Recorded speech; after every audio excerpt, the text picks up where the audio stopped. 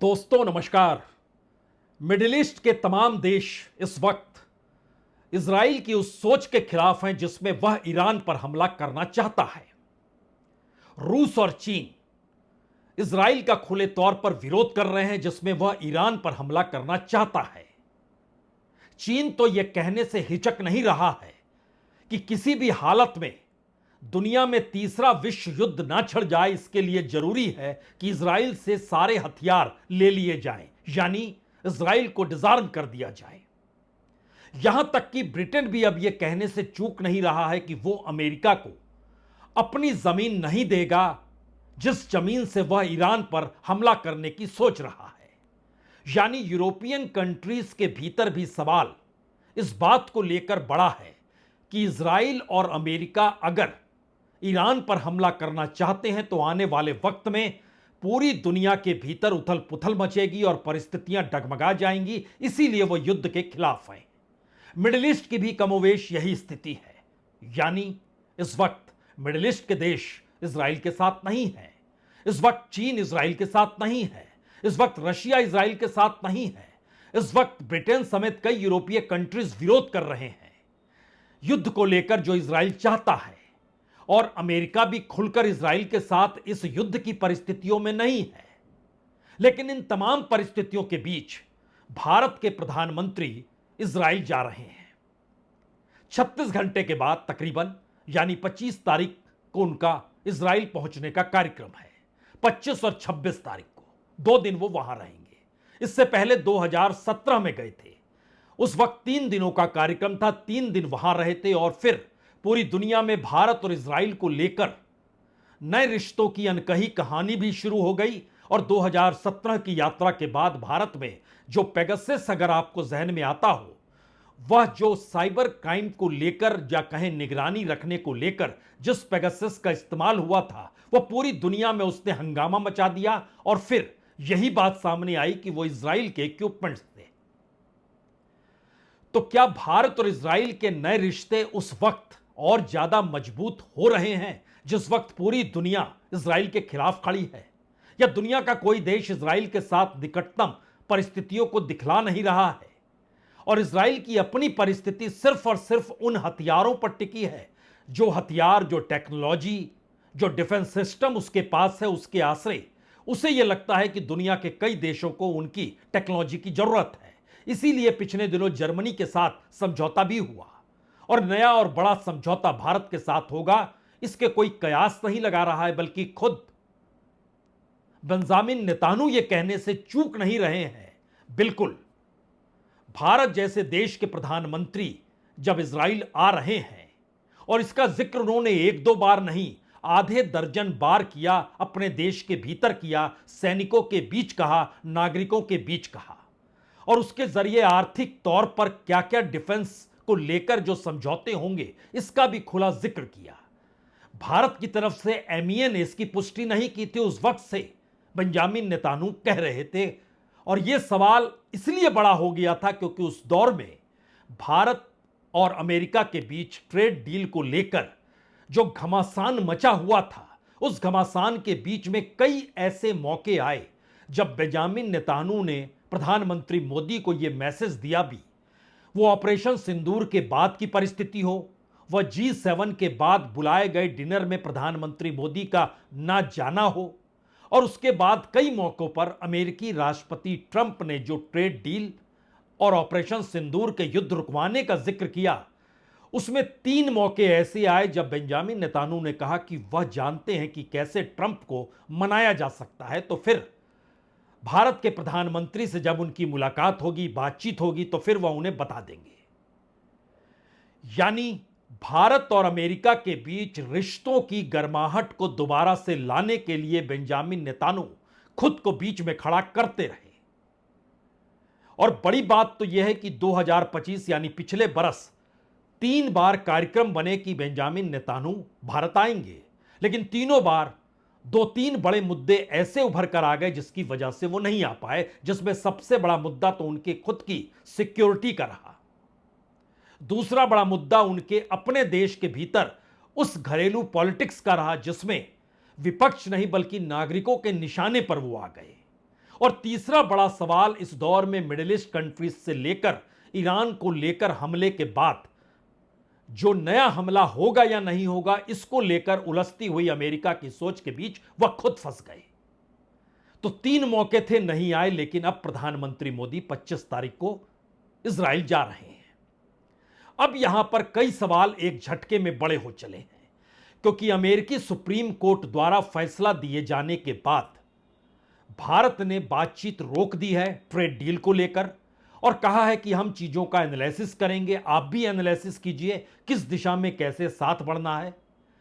और दुनिया भर के भीतर अमेरिकी राष्ट्रपति ट्रंप की टैरिफ पॉलिसी को लेकर सवाल कनाडा हो, मैक्सिको हो, ब्राजील हो, मिडिल ईस्ट के कंट्रीज हो, चीन हो, यहां तक कि रशिया भी उन प्रतिबंधों को लेकर आवाज उठा रहा है कि अब आपको प्रतिबंध नहीं लगाने चाहिए।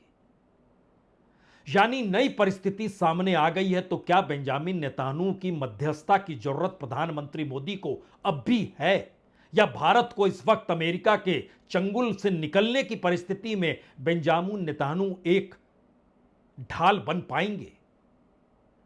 इन सवालों से इतर जरा मौजूदा परिस्थिति में जो जियोपॉलिटिक्स की स्थितियां हैं, हमें लगता है उसको परखने के लिए ईरान के भीतर घुसना होगा।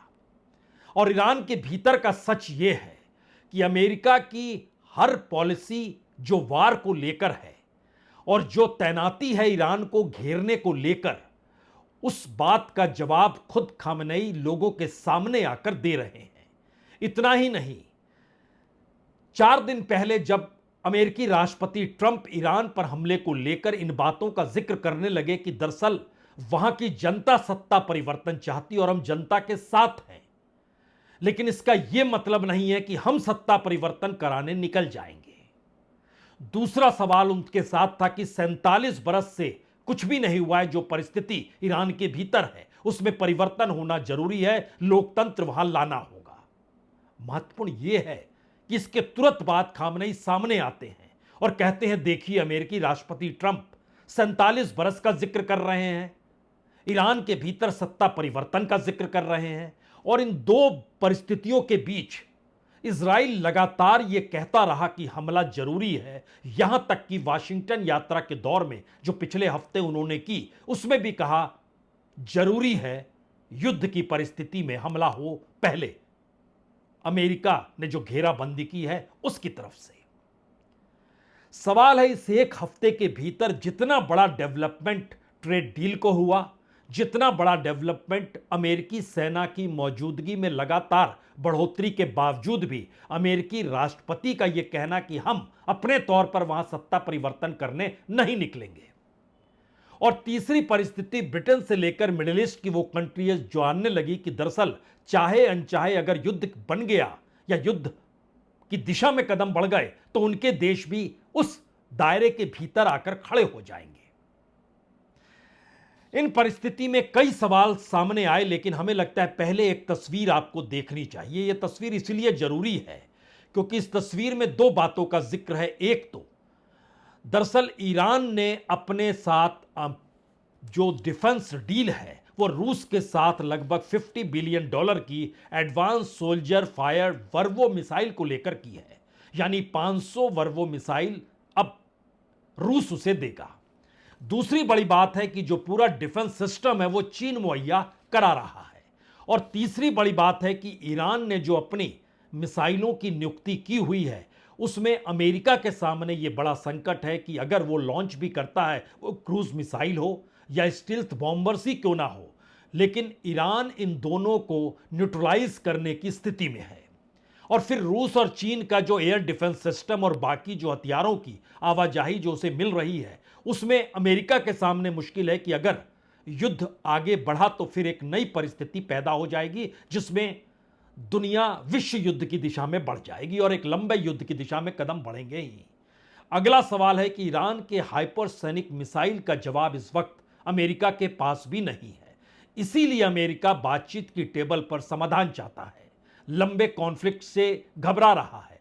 लेकिन हमने जिस तस्वीर का जिक्र किया उसमें पहली तस्वीर इस बात की है जो रशिया के साथ समझौता हुआ है मिसाइल को लेकर, जो आर्म्स डील रूस के साथ $50 बिलियन की है, उसमें किस तरीके के है ये एडवांस सोल्जर, यानी कांधे पे रख के जो मिसाइल दागी जाती है, और दूसरी परिस्थिति है जो जमीन से मिसाइल दागने की परिस्थिति की जो रेंज है 1000 किलोमीटर तक डेस्टफुल है।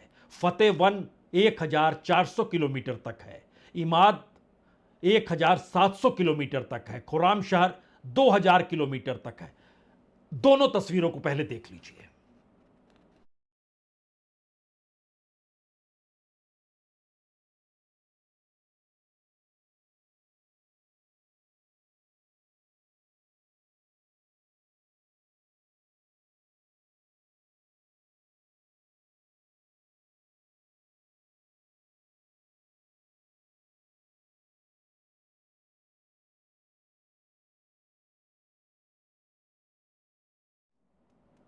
यहां यह समझने की जरूरत है कि जिस इकोनॉमिक डील के आसरे अमेरिका यह मानकर चल रहा था कि दरअसल उसके पास ज्यादा से ज्यादा पूंजी आएगी और अमेरिका के भीतर जो $175 बिलियन अभी तक वह ट्रेड डील के जरिए दुनिया के अलग अलग देशों से वसूल चुका है, उसमें और बढ़ोतरी तो होगी ही।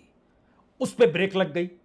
दूसरा सवाल था कि ईरान के साथ युद्ध की परिस्थिति में ईरान के भीतर जो प्राकृतिक गैस का भंडार है, जो रूस के बाद दूसरे नंबर पर ईरान में ही आता है, और इसके अलावे जो भी खनिज संसाधन है और खास तौर से जो रेयर अर्थ है, उसके मद्देनजर चीन और रशिया जो इस दौर में आर्म्स डील ईरान के साथ कर रहे हैं, तो इनके अपनी परिस्थिति में पावरफुल होना अमेरिका के लिए खतरनाक है।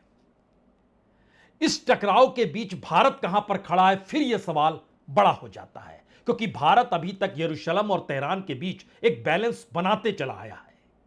और चाहे अनचाहे कहिए, लेकिन गाजा के पीस अकॉर्ड को लेकर जब 50 देश एक साथ जुटे तो उसमें भारत के प्रतिनिधि भी मौजूद थे। महत्वपूर्ण यह है कि जिस गाजा में नरसंहार इजराइल के जरिए हुआ, वह भी उस पीस अकॉर्ड में शामिल है, यानी उसकी एग्जीक्यूटिव बॉडी में इजराइल को भी रखा गया है। यह अमेरिकी निकटता दिखलाती है। लेकिन अगला सवाल यह है कि फिलिस्तीन को लेकर, गाजा को लेकर, मिडिल ईस्ट को लेकर, ईरान को लेकर जो भारत की अपनी वैश्विक नीति चली आ रही थी, उसमें एक व्यापक परिवर्तन या डिप्लोमेसी का सबसे ताजा दांव या कहें सबसे बड़ा दांव इस वक्त प्रधानमंत्री मोदी अपनी इजराइल यात्रा के साथ शुरू करने वाले हैं। क्योंकि दुनिया के तमाम दूसरे देशों के निशाने पर अगर इजराइल है और भारत के प्रधानमंत्री इजराइल पहुंचते, तो जाहिर है यह निकटता कुछ तो मायने रखेगी, और आने वाले वक्त में यह कितना भारत के लिए हितकारी होगा, या फिर भारत इस वक्त जिस ट्रेड डील में फंसा हुआ है और उस परिस्थिति से निकलने के लिए वो अमेरिकी पॉलिसी के खिलाफ जा नहीं सकता है, तो उसको रूस और चीन और ईरान नहीं चाहिए, उसको इजराइल चाहिए इस वक्त। तो क्या यह एक इकोनॉमिक यात्रा है जिसमें डिफेंस डील इजराइल के साथ होगी, लेकिन आने वाले वक्त में अमेरिका के साथ निकटता दिखाने में सुविधा होगी, क्योंकि बेंजामिन नेतान्याहू प्रधानमंत्री मोदी की वकालत अमेरिका और कहें तो सीधे ट्रंप के साथ करेंगे। अब यहां पर फिर से आइए कि भारत की निर्भरता क्या इजराइल पर कहीं बढ़ती चली जा रही है मिलिट्री टेक्नोलॉजी को लेकर, क्योंकि जो मिसाइल डिफेंस सिस्टम है, जो एडवांस ड्रोन्स हैं, और जो फ्रेश एमयू का जिक्र हो रहा है, जिसमें डिफेंस की टाइज डिफेंस के ही समझौते होने हैं ज्वाइंट लेवल पे, यानी दोनों देश मिलकर प्रोडक्शन और प्रोग्रामिंग तय करें, ये सारे मैसेजेस बताते हैं कि भारत की निर्भरता इजराइल के मिलिट्री टेक्नोलॉजी पर होगी जरूर। ठीक उसी तरीके से जो अमेरिका चाहता है कि डिफेंस के सारे सामान भारत अमेरिका से ही खरीदे, वो रशिया से खरीदना बंद कर दे। इन दो सवालों के बीच जो सबसे बड़ा सवाल है कि खुद नेतान्याहू अपने देश की पॉलिटिक्स के भीतर और अमेरिका के तमाम मीडिया के भीतर इस वक्त नायक नहीं है। वो अपने देश की जरूरत और ग्रेट इजराइल बनाने की दिशा में अमेरिकी सहयोग चाहते हैं, और दुनिया के दूसरे देशों के साथ सहयोग चाहने के लिए उनकी जरूरत थी कि भारत के प्रधानमंत्री इजराइल आए। इसीलिए आधे दर्जन से ज्यादा बार जब पिछले दिनों वो लगातार इस बात का जिक्र कर रहे थे कि भारत के प्रधानमंत्री आ रहे हैं, तो वो मैसेज बहुत साफ था। इस वक्त इजराइल को जरूरत दुनिया के हर उस देश की है जिसके जरिए वो अपनी मान्यता को पा सके, अपनी साख को बचा सके। लेकिन यहां पर फिर अगला सवाल है कि इजराइल की महत्ता या इजराइल की जरूरत क्या ईरान से टकराने को लेकर है, और ईरान न्यूक्लियर डील को लेकर अमेरिका के साथ खड़ा हो जाएगा क्या? हमें लगता है 4 दिन पहले जब जिक्र ईरान का आया, उस वक्त ट्रंप ने जो कहा और उसके चंद मिनटों के बाद ईरान के भीतर तेहरान में खामनेई सामने आए और उन्होंने उन्हीं बातों का जो जवाब दिया। ये दोनों बातें एक साथ सुन लें। 47 years they've been talking and talking and talking. In the meantime, we've lost a lot of lives while they talk, and legs blown off, arms blown off, faces blown off. It's been going on for a long time. So let's see what happens. In the meantime, we have tremendous power has arrived, and additional power, as you know, another carrier is going out. جمهور آمریکا در یکی از صحبت‌های اخیرش گفته که 47 ساله که آمریکا نتوانسته جمهوری اسلامی رو از بین ببره. شکایت کرده به مردم خودش. 47 ساله که آمریکا نتوانسته جمهوری اسلامی رو از بین ببره. این اعتراف خوبی است. بنده میگم दो message बहुत साफ है। पहला तो यही, Iran और America युद्ध की दिशा में बढ़ेंगे, शायद यह एक कोरी कल्पना सरीखी होने लगी है। अमेरिका भी नहीं चाहता है और ईरान कुछ अपने न्यूक्लियर इनरिचमेंट को खत्म करके अमेरिका के साथ तब समझौता करना चाहता है जहां पर वो प्रतिबंध हटा दे, क्योंकि जैसे ही प्रतिबंध हटेंगे भारत की एंट्री चाबहार पोर्ट पर हो जाएगी, जो इस वक्त नहीं होगी। जो प्रतिबंध ईरान पर लगाए गए हैं, तो ईरान भी डिप्लोमेटिक तरीके से चाहता है कि दुनिया के वह देश जो उसके साथ आर्थिक तौर पर जुड़े हुए थे वो दोबारा से जुड़ जाए। अब सवाल है यहां पर अमेरिका चाहता है या नहीं चाहता है। लेकिन दूसरा सवाल इजराइल का है। इजराइल युद्ध चाहता है, लेकिन इसके साथ 2-3 बातें और भी जुड़ी हुई हैं। अगर युद्ध हुआ तो इससे कोई इनकार नहीं कर रहा है कि दुनिया भर में एनर्जी की कीमत यानी कच्चे तेल की कीमत बढ़ जाएगी। दुनिया के किस किस देश पर क्या क्या असर पड़ेगा? सबसे ज्यादा असर भारत पर इसलिए पड़ेगा क्योंकि भारत इस वक्त दुनिया के बाजार से लगभग 82% कच्चा तेल आयात करता है। यानी एनर्जी के लिए भारत दुनिया के दूसरे देशों पर निर्भर है और उसकी कीमत बढ़ने का मतलब बहुत साफ है। अब रशिया से तेल खरीद नहीं सकता है, अमेरिका का दबाव है। अमेरिका प्रतिबंध ईरान पर भी लगाए हुए, वहां भी चाबहार पोर्ट का रास्ता बंद है।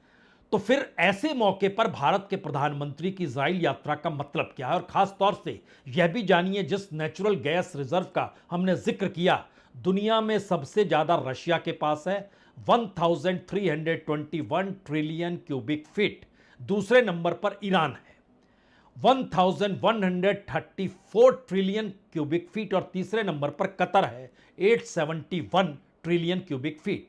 अमेरिका 5वें नंबर पर आता है, 446 ट्रिलियन क्यूबिक फीट है, और भारत के पास तो बहुत कम 47 ट्रिलियन क्यूबिक फीट ही है।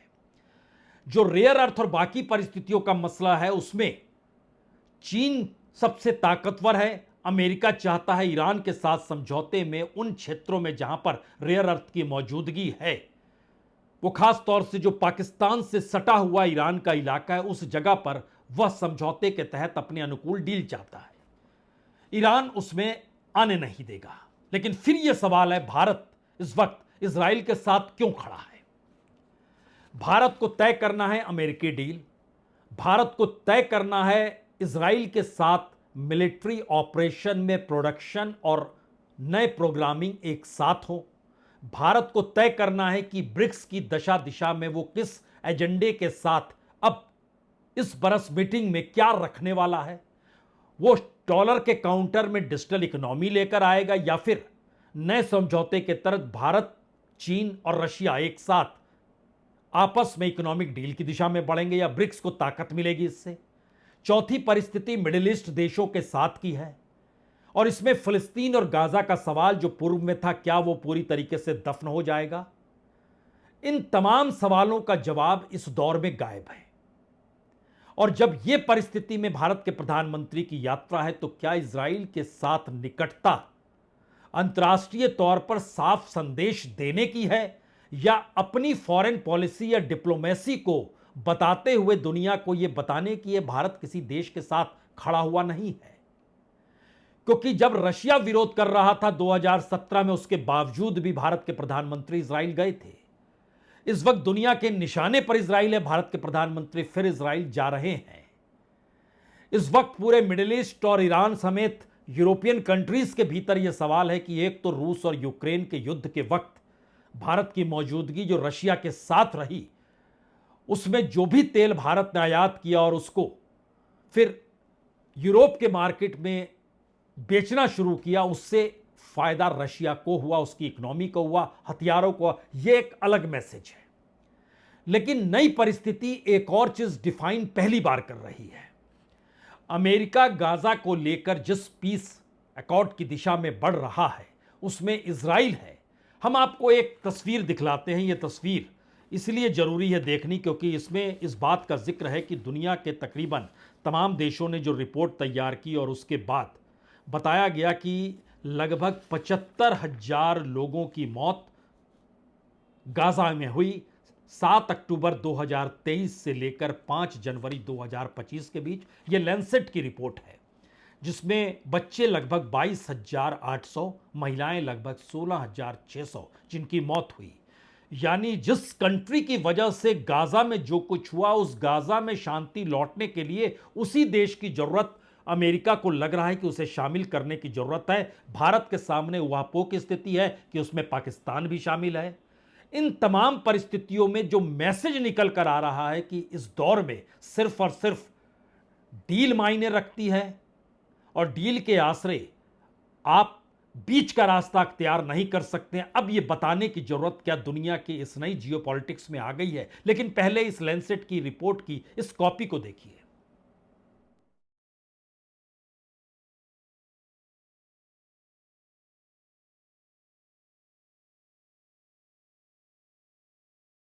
बावजूद इन परिस्थितियों के भारत के प्रधानमंत्री 25 तारीख को इजराइल जा रहे हैं।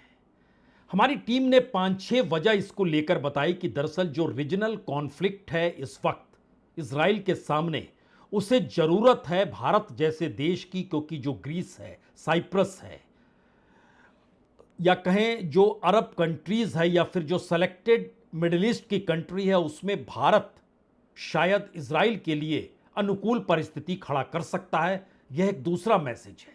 तीसरा मैसेज है कि जिस वक्त अपने ही देश में नेतान्याहू सबसे कमजोर हो रहे हैं, उस वक्त भारत की मौजूदगी वहां पर नेतान्याहू को मजबूती दो दृष्टि से देगी। एक, इकोनॉमिक डील जो डिफेंस के जरिए होगी। दूसरा, उस साख की जरूरत इस वक्त इजराइल को है जहां पर वो ट्रंप भी उन्हें साथ खड़ा नहीं कर पा रहे हैं। तीसरा सवाल है कि जो उनके इजराइल की अपनी जो डोमेस्टिक पॉलिटिक्स है, उसमें बड़ा सवाल है, क्या मोदी की मौजूदगी नेतान्याहू को एक हाई प्रोफाइल डिप्लोमेटिक स्टेज पर लाकर ऐसे मौके पर खड़ा करेगी जब पूरी दुनिया से उनको दरकिनार किया जा रहा है। चौथी परिस्थिति है कि जो जेनोसाइड की स्थिति गाजा के भीतर थी, जो दाग लगा हुआ था, क्या उससे मुक्ति भारत के प्रधानमंत्री के उनके साथ खड़ा होने से हो जाएगी। और खास तौर से तब जब इस बात का जिक्र है कि ब्रिक्स की अगुवाई इस साल भारत कर रहा है, तो ब्रिक्स के देशों को भी वह इजराइल के अनुकूल कर पाएगा। ट्रंप की जो इजराइल पॉलिसी है, उसमें एक बड़ा शिफ्ट कम से कम इस वक्त ईरान पर लेकर युद्ध को साफ नजर आने लगा है। तो क्या उसमें आने वाले वक्त में जिस रास्ते पर अमेरिका चलना चाह रहा है, उसमें ईरान के चाबहार पोर्ट पर भारत की मौजूदगी हो जाए, इसीलिए भारत की जरूरत इजराइल के साथ खड़े होने की है, जिससे वह यह मैसेज आने वाले वक्त में या भविष्य में एक मीडियोकर या कहें मध्यस्थता करते हुए ईरान को भी समझा पाए कि युद्ध नहीं होगा। और इजराइल में उनकी महत्ता यानी भारत के प्रधानमंत्री की मौजूदगी इसीलिए थी क्योंकि भारत शांति देश के तौर पर जाना जाता है। ध्यान दीजिए, तो यही जिक्र जब भारत के प्रधानमंत्री यूक्रेन युद्ध और रशिया के बीच जब तनातनी चल रही थी, पूरी नाटो कंट्रीज खिलाफ थी, अमेरिका खिलाफ था, उस वक्त भारत के प्रधानमंत्री की रूस यात्रा होती है। वहां का सर्वोच्च सम्मान भारत के प्रधानमंत्री को दिया जाता है और भारत के प्रधानमंत्री अंतर्राष्ट्रीय स्टेज पर कई मौकों पर कहते हैं भारत शांति के पक्ष में है और उन्होंने पुतिन से यही कहा कि यह युद्ध काल का वक्त नहीं है। तो क्या भारत एक नए तरीके से नई भूमिका में आ सकता है, जिस दिशा में शायद भारत के प्रधानमंत्री नरेंद्र मोदी खुद को देख रहे हैं या देखना चाह रहे हैं? उसकी आखिरी परिस्थिति है कि भारत को भी इस समय डिफेंस और सर्विलेंस टेक्नोलॉजी की जरूरत है और इसके साथ साथ और बड़ी चीज, सबसे बड़ी यह भी है कि दरअसल एमयू पर साइन अडानी पोर्ट्स और पोर्ट ऑफ मार्शलिस के बीच भी होना है और इसके साथ साथ जिस इकोनॉमिक कॉरिडोर का रास्ता बनाने की दिशा में भारत के साथ इजराइल कैसे खड़ा होगा, जो भारत मिडिल ईस्ट से होते हुए यूरोप की दिशा में जाए, उस दिशा में भारत की जरूरत अपनी इकोनॉमी को बनाने और साधने के लिए भी है। यानी इस यात्रा का महत्व चौतरफा है, इस यात्रा का नुकसान भी चौतरफा है।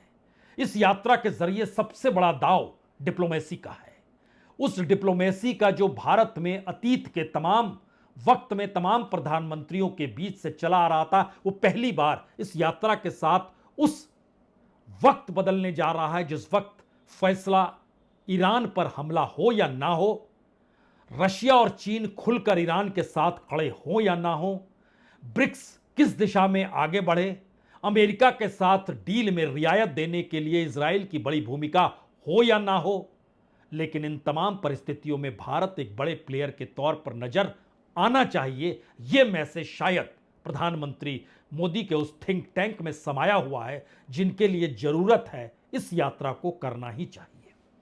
बहुत बहुत शुक्रिया, बहुत बहुत शुक्रिया।